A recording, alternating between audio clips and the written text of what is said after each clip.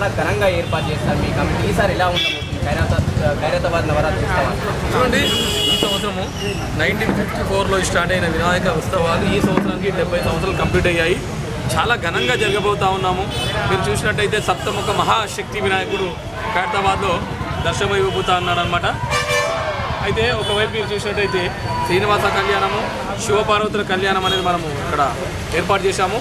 మన 10 రోజుల్లో కూడా ప్రతిరోజు ఒక కార్యక్రమం ఉండి దైవ కార్యక్రమం ఉండే విధంగా ఏర్పాటు చేస్తా ఉన్నాము. మొదటి రోజు చూసినట్టయితే పద్మశాలి సంఘం వాళ్ళు కండువ, జంజము, గరికమాలతో 70 అడుగుల పెద్ద జంజం కండువ సమర్పించబోతా ఉన్నారు.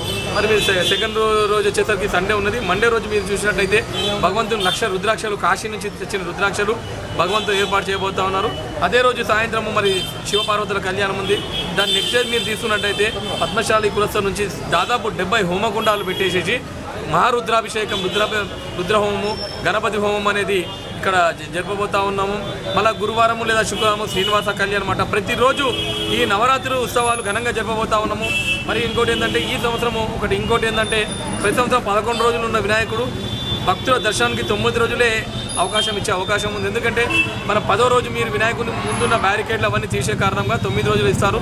మరి భక్తులకు ఇంకో రిక్వెస్ట్ ఏంటంటే ప్రతి ఒక్క భక్తుడు ఎవరైతే భగవంతుని దర్శించుకొని వచ్చే భక్తులు అందరూ మ్యాక్సిమం ఎంఎంటీఎస్ కావచ్చు, ఆర్టీసీ కావచ్చు, మెట్రో కావచ్చు అవే యూజ్ చేయాలి. ఎందుకంటే ఇక్కడ పార్కింగ్ సౌకర్యం కూడా తక్కువ ఉంది కాబట్టి. అంటే హైదరాబాద్ ట్రాఫిక్ పోలీసు చాలా వరకు ట్రాఫిక్ కంట్రోల్ చేస్తూ ముందు నుంచి ఏర్పాటు చేస్తుంది. హైదరాబాద్ అంటేనే కాస్త చాలా చిన్న చిన్న గల్లీలు ఉన్నాయి. ఖైరతాబాద్లో ఎలా చూడవచ్చు ట్రాఫిక్ ఆంక్షలు ఎలా ఉండబోతున్నాయి, భక్తులకు ఏ విధమైన సౌకర్యాలు కల్పిస్తుంది ఈసారి?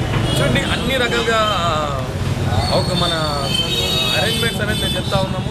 బ్యారికేడింగ్ కావచ్చు, వచ్చి భక్తులు ఈజీగా దర్శించి ఈజీగా వెళ్ళే విధంగా పోలీస్ సిబ్బంది కావచ్చు, ఇక్కడ భక్తులు మన గణేష్ ఉత్సవ కమిటీ మెంబర్స్, బస్సు పెద్దలందరూ కావచ్చు, అన్ని రకాలుగా ఏర్పాటు చేస్తూ ఉన్నాం. చిన్న చిన్న గల్లీలు ఉన్నాయి, అక్కడ నో ఎంట్రీ వెహికల్స్ పార్కింగ్ చేయకుండా అన్ని ఏర్పాటు చేస్తూ ఉన్నాం. దాంట్లో ముఖ్యంగా చెప్పడం ఏంటంటే మ్యాక్సిమం మీరు ఎంఎంటీఎస్ కావచ్చు, మెట్రోస్ కావచ్చు, బస్సెస్ అవన్నీ యూజ్ చేయాలని నేను చెప్తా ఉన్నాం.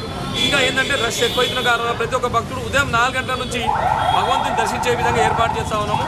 సాయంత్రం వచ్చే భక్తులు ఎర్లీ మార్నింగ్ వచ్చి భగవంతుని దర్శించుకొని వెళ్ళాలని మేము రిక్వెస్ట్ చేస్తూ ఉన్నాం అనమాట. అన్న, ఈసారి భక్తుల రద్దీ చాలా ఉండబోతుంది గతం కంటే. ఎందుకంటే చాలా వరకు టెక్నాలజీ డెవలప్ అయింది. సోషల్ మీడియాలో ఖైరతాబాద్ గణేష్ అంటే చాలా వరకు వైరల్ అయిపోయి తెరపైకి వస్తుంది. ఇంకా భక్తులు వచ్చే రద్దీ ఎక్కువ ఉండే అవకాశాలు ఉన్నాయి కదా, వాళ్ళ కోసం స్పెషల్గా మేము ఏర్పాటు చేస్తారా? ఇంతకుముందు విధంగా ఆర్ఎందేవి సహకారంతో బ్యారికేడింగ్ ఏర్పాటు చేస్తూ ఉన్నాము. భక్తులు ఈజీగా వచ్చి ఈజీగా వెళ్ళే విధంగా ఏర్పాటు చేస్తూ ఉన్నాము. దాంతోపాటు ఒక భక్తుడు ఖైరతాబాద్లో ఎంట్రీ అయిన తర్వాత ఎగ్జిట్ అయ్యే వరకు సర్వేలెన్స్లో ఉంటారు. ప్రభుత్వ పరంగా దాదాపు 30 కెమెరాస్ ఏజీ సెక్యూరిటీ సర్వీస్ వాళ్ళు ఏర్పాటు చేస్తూ ఉన్నారు. దాంతోపాటు గణేష్ ఉత్సవ కమిటీ ఆధ్వర్యంగా 30 కెమెరాస్ కూడా మేము ఏర్పాటు చేయబోతా ఉన్నాం అన్నమాట. సో భక్తులు ఎటువంటి ఇబ్బంది కలగకుండా భగవంతు దర్శించుకునే విధంగా ఏర్పాటు చేస్తాము. దాంతోపాటు ఇంకా ఈ సంవత్సరము గణేష్ ఉత్సవ కమిటీ మెంబర్స్ అందరూ బాగా వచ్చే భక్తుల కోసము ఎటువంటి ఇబ్బంది కలగొద్దు, ఈజీగా వచ్చి ఈజీగా వెళ్ళే విధంగా కూడా అన్ని రకాలుగా డిస్కషన్ చేసి ఏర్పాటు చేయడం జరుగుతుందన్నమాట. ఈ సంవత్సరం 70 సంవత్సరాలు ఇబ్బంది పడకుండా ఇంకా అప్గ్రేడెడ్గా మేము అరేంజ్మెంట్స్ అనేది చేయబోతా ఉన్నాము.